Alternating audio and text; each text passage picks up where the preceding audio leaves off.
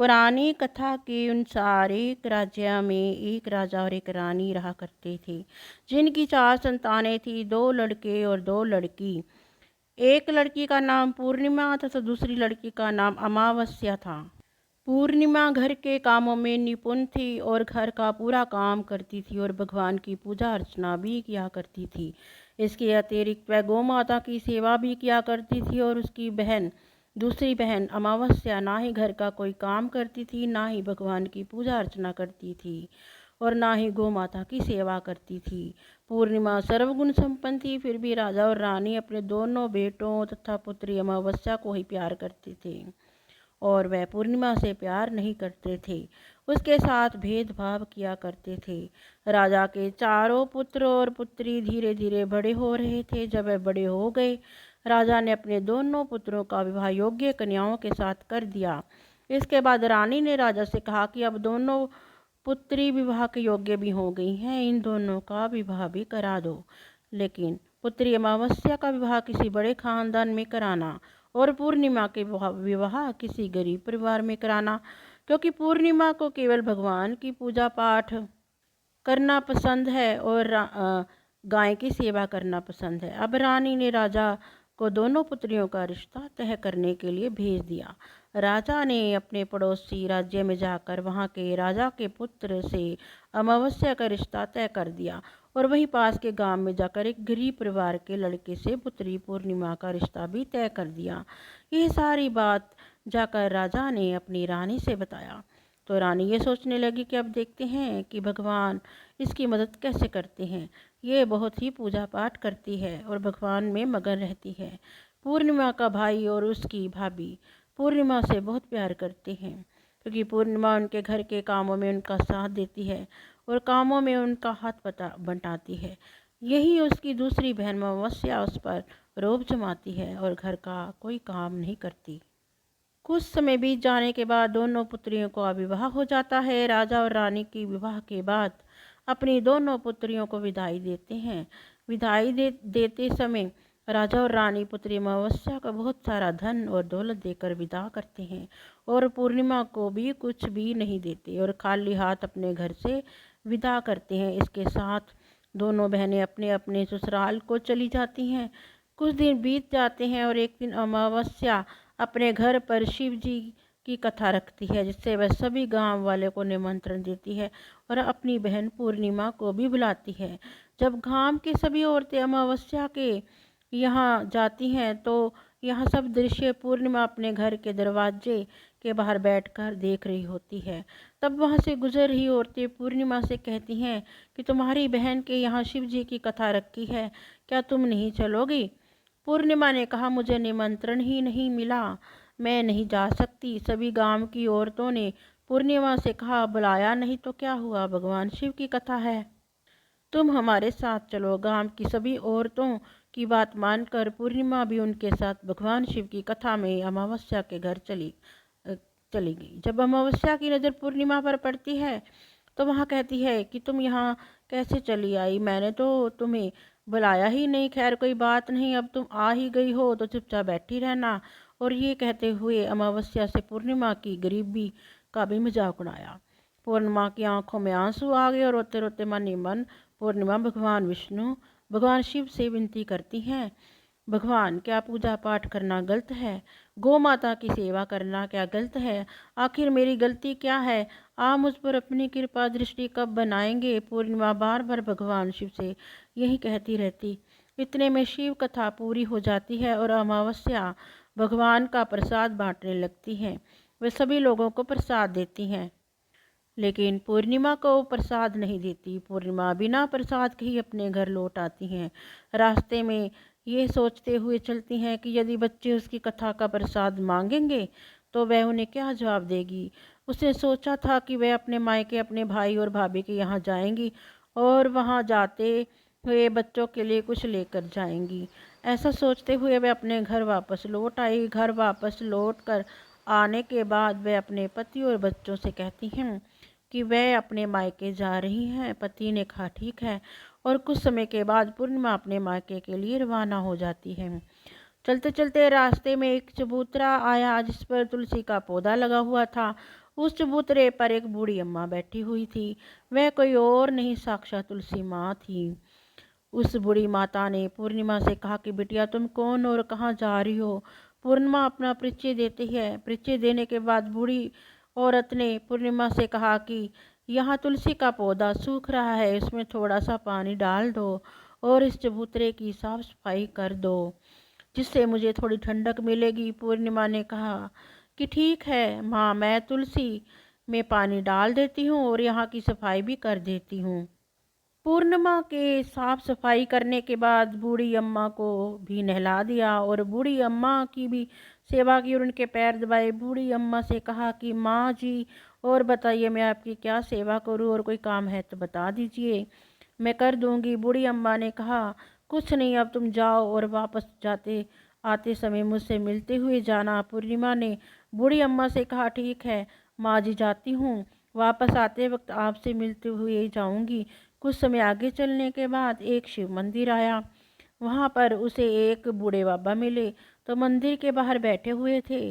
वे कोई और नहीं, साक्षात भोलेनाथ थे। उन्होंने पूर्णिमा से कहा कि कहाँ जा रही हो बेटी, तुम कौन हो। तब पूर्णिमा ने अपना परिचय दिया कि उस बूढ़े बाबा ने पूर्णिमा से कहा इस चबूतरे को और इस मंदिर की सफाई कर दो। तब पूर्णिमा ने मंदिर की और चबूतरे की सफाई कर दी और वहाँ पर पूजा पाठ अर्चना की और साफ सफाई पूजा अर्चना करने की बात उन्होंने बूढ़े बाबा को भी नहला दिया और उसमें कहा कि बाबा और कोई काम ना हो तो बताइए। कि बूढ़े बाबा ने कहा नहीं बेटी, अब तुम जाओ और वापस जाते आते वक्त मुझसे मिलते हुए जाना। पूर्णिमा ने कहा ठीक है बाबा, मैं जाती हूँ, वापस आते हुए आपसे मिलते हुए जाऊँगी। आगे चलते चलते कुछ दूर चलने के बाद पूर्णिमा काली जी का मंदिर दिखा। वहाँ भी एक बूढ़ी अम्मा चबूतरे पर बैठी हुई थी। उस बूढ़ी औरत ने भी पूर्णिमा से कहा कि बेटी तुम कौन हो, कहाँ जा रही हो। पूर्णिमा ने उन बूढ़ी औरत को भी अपना परिचय दिया। बूढ़ी औरत ने पूर्णिमा से कहा कि यहाँ पर सभी पूजा पाठ के लिए आते हैं, लेकिन मंदिर की साफ सफाई करने के लिए कोई नहीं आता, इसलिए तो मंदिर की और चबूतरे की साफ सफाई कर दो। पूर्णिमा ने कहा कि ठीक है माता जी, और पूर्णिमा मंदिर की और चबूतरे की साफ सफाई कर देती है और पूजा पाठ भी करती है और माता जी का श्रृंगार भी कर देती है और उस बूढ़ी अम्मा को भी नहला देती है और बूढ़ी अम्मा के पैर भी दबाती है और कहती है कि सभी काम हो गया है माँ जी, और कोई काम हो तो बताइए। बूढ़ी अम्मा कहती है कि नहीं बेटी, अब तुम जाओ, लेकिन वापस आते वक्त मुझसे मिलते हुए जाना। पूर्णिमा कहती है कि ठीक है। वे आगे चल देती है और चलते चलते एक नदी आती है। वहाँ पर भी एक बूढ़ी अम्मा बैठी रहती है और वहाँ कहती है कि बेटी तुम कौन हो, कहाँ से आई हो। उन्हें भी पूर्णिमा अपना परिचय देती है। बूढ़ी औरत पूर्णिमा से कहती है कि नदी पर स्नान करने तो सब आते हैं, लेकिन यहाँ की साफ सफाई कोई नहीं करता, इसलिए तुम यहाँ किनारे पर साफ सफाई कर दो। पूर्णिमा कहती है ठीक है माँ जी, वहाँ की सफाई कर देती हूँ और उस बूढ़ी अम्मा के पैर दबा दबा देती है और कहती है कि माँ जी और कोई काम हो तो बताइए। और कहती है कि कुछ नहीं बेटी, तुम जाओ, लेकिन वापस आते वक्त मुझसे मिलते हुए जाना। और वहाँ नाव में बैठकर नदी के दूसरे किनारे बैठ जाती हूँ और वहाँ अपने मायके के घर जाती है। वहाँ पर पूर्णिमा के भाई और भाभी उसे देखकर बहुत खुश होते हैं और वह पूर्णिमा को बहुत खातिरदारी करते हैं और उससे बहुत सारी बातें करते हैं और कहते हैं कि बच्चों को भी साथ लेकर आती तो बहुत अच्छा होता। अब कुछ समय बाद पूर्णिमा ने वापस अपने ससुराल जाने को कहा।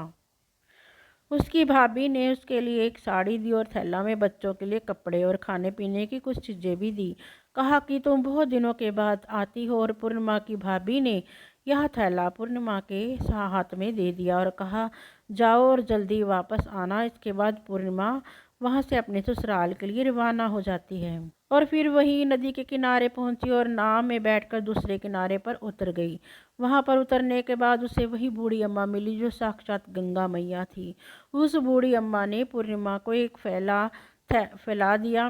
कहा कि इसे अपने तुम घर जाकर ही खोलना, अब तुम अपने घर जाकर ही खोलना। पूर्णिमा के पास 2 थैले हो गए। उन्हें लेकर पूर्णिमा वहाँ से रवाना हुई। आगे दूर चलने पर काली माँ का मंदिर आया। काली माँ बूढ़ी माँ के रूप में विराजमान थी। उसने कहा आ गई बेटी। पूर्णिमा ने कहा हाँ माँ जी, मैं आ गई हूँ। काली माँ ने उसे एक थैला दिया और कहा कि तुम यह थैला अपने घर जाकर खोलना। अब पूर्णिमा के पास 3 थैले हो गए। तीनों थैले लेकर पूर्णिमा आगे बढ़ी और कुछ देर दूर जाने पर शिवजी का मंदिर आया, जहाँ बूढ़े बाबा के रूप में शिवजी स्वयं विराजमान थे। बूढ़ी बाबा ने कहा कि पूर्णिमा तुम वापस आ गई हो। पूर्णिमा ने कहा बाबा जी मैं आ गई हूँ। बूढ़े बाबा ने भी पूर्णिमा को एक थैला दिया और कहा कि यह थैला तुम घर जाकर खोलना। पूर्णिमा ने कहा ठीक है। अब पूर्णिमा के पास 4 थैले हो गए। अब पूर्णिमा 4 थैले कैसे ले जाती? एक पुरानी साड़ी निकाल ली और उन सभी थैलों का एक गट्ठर बनाकर सर पर रखकर वहाँ से रवाना हो गई। कुछ दूर जाने के बाद उसे तुलसी माँ बूढ़ी और औरत के रूप में मिलती है और कहती है कि पूर्णिमा तुम आ गई। पूर्णिमा कहती हाँ माँ जी मैं आ गई हूँ। बूढ़ी औरत भी उसे एक थैला देती है और कहती है कि ये थैला तो अपने घर ले जा और खोलना। पूर्णिमा कहती है कि ठीक है माँ जी। अब पूर्णिमा के पास 5 थैले हो गए। पूर्णिमा वहाँ से रवाना हुई तो वापस अपने घर पहुँचकर पूर्णिमा ने गट्ठर को नीचे रखा और सबसे पहले अपने मायके का थैला खोल कर देखने लगी। उसमें बच्चों के लिए अच्छे अच्छे कपड़े, खाने पीने की चीज़ें, उसने कुछ गहने भी थे। पूर्णिमा ने कपड़े बच्चों को दे दी और खाने पीने की चीज़ें भी बच्चों को दे दी। बच्चे सब खा पी कर बहुत खुश थे। अब पूर्णिमा ने दूसरा थैला खोला तो उसे गंगा मैया ने दिया था। उसमें ढेर सारे हीरे जवाहरात सोना चांदी था। इसके बाद अब पूर्णिमा ने तीसरा थैला खोला जो उसे काली माँ ने दिया था। उसमें बहुत सारा सोना श्रृंगार सामान भरा हुआ था। इसके बाद पूर्णिमा ने चौथा थैला खोला तो उसे भगवान शिव ने दिया हुआ था। उसमें बहुत सारा धन संपत्ति भरा हुआ था और बहुत सारी खुशी भरी हुई थी। उसके बाद अब पूर्णिमा ने 5वां थैला खोला तो उसे तुलसी माँ ने दिया था। उसमें चावल, दाल और 7 प्रकार की खाने की चीज़ों से भरा हुआ था। अब पूर्णिमा के घर में किसी भी चीज़ की कमी नहीं थी। उसके धन धान्य से भरा हुआ था और परिपूर्ण था। पूर्णिमा और उसका परिवार सुख से जीवन व्यतीत करने लगा। अब पूर्णिमा के मन में विचार आया कि ना शिव जी की कथा कराई जाए और शिव जी की कथा में एक कार्यक्रम कर रखा जाए। पूर्णिमा ने गांव के सभी लोगों को निमंत्रण किया और घर घर जाकर सभी लोगों को बुलाया और पूर्णिमा अपनी बहन अमावस्या के घर भी गई। अमावस्या को भी शिव जी की कथा के लिए उसने अपने घर पर बुलाया। जब अमावस्या पूर्णिमा के घर शिव जी की कथा में आई तो उसने देखा कि पूर्णिमा के घर में किसी भी चीज़ की कोई कमी नहीं है। इतना सारा धन दौलत देखकर वो आश्चर्यचकित हो गई और पूर्णिमा से कहा कि तुम्हारे घर में इतनी धन और दौलत कहाँ से आई? पूर्णिमा ने कहा कि देखो बहन, तुमने शिव जी की कथा में मुझे नहीं बुलाया था, फिर भी मैं चली आई और तुमने मुझे प्रसाद तक नहीं दिया। मेरी गरीबी का मजाक भी उड़ाया। उसके बाद मैं अपने घर आ गई और घर आते हुए मन ही मन में सोच रही थी कि अपने मायके जाऊंगी और मैं अपने मायके चली गई और कुछ घटना इस बीच हुई कि सभी घटना अपनी बहन अमावस्या को बताती है। तो अमावस्या कहती है कि तुम भी मुझे प्रसाद मत दो और मुझे डांट लो, लेकिन पूर्णिमा ने कहा कि यह तो भगवान का प्रसाद है, मैं तो सबको दूंगी, मैं तुम्हें भी दूंगी। फिर भी अमावस्या प्रसाद नहीं लिया। वह सीधे अपने घर चली गई। घर जाकर अपने बच्चों से कहकर वह अपने मायके जाने के लिए तैयार होगी और मायके के लिए निकल गई। उसे भी रास्ते में चल चलती तुलसी माँ मिली। चबूतरे पर बूढ़ी माँ का रूप में बैठी हुई थी। बूढ़ी माँ ने अमावस्या से कहा कि बेटी कौन हो और कहाँ जा रही हो? अमावस्या ने अपना परिचय दिया। बूढ़ी माँ ने कहा कि बेटी तुलसी का पौधा सूख रहा है, इसमें थोड़ा सा पानी डाल दो और ये चबूतरे की साफ सफाई कर दो। इस पर अमावस्या ने कहा बुढ़िया तुझे दिखाई नहीं देता कि मैंने इतनी महंगी साड़ी पहन रखी है, ये गंदी हो जाएगी। ये कहकर वह वहाँ से चली गई और आगे जाने पर उसे भगवान शिव मिले, जिसे भी उसने कहा कि उसके बाद आगे जाने पर उसे काली माँ मिली, जिससे भी उसने यही सारी बातें कही।